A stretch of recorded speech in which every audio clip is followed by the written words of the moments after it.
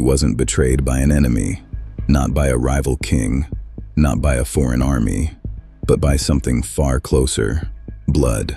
Because sometimes, the greatest threat to a king is not outside his kingdom, it's sitting at his own table. The year was 1483. The place, England, and the man, Richard III.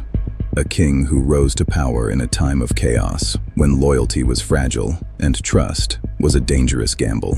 He ruled from London, the heart of his kingdom, a land scarred by years of conflict, known as the Wars of the Roses. But Richard's crown did not sit easily, because whispers followed him, rumors, accusations, and questions no one dared to ask out loud. Richard had taken the throne after the mysterious disappearance of his own nephews, two young princes who were supposed to be the future of England. They vanished inside the Tower of London, and though no one could prove it, many believed Richard knew more than he said.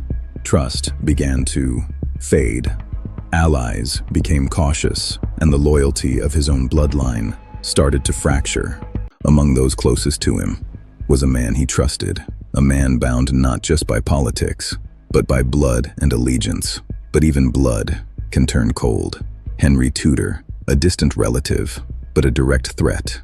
He didn't just challenge Richard's rule. He gathered support from those who once stood beside the king, men who had eaten at his table, now prepared to destroy him.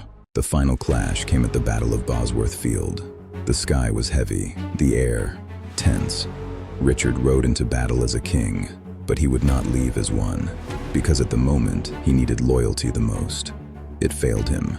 His allies turned, his support collapsed, and in the chaos of battle, Richard found himself alone, a king abandoned.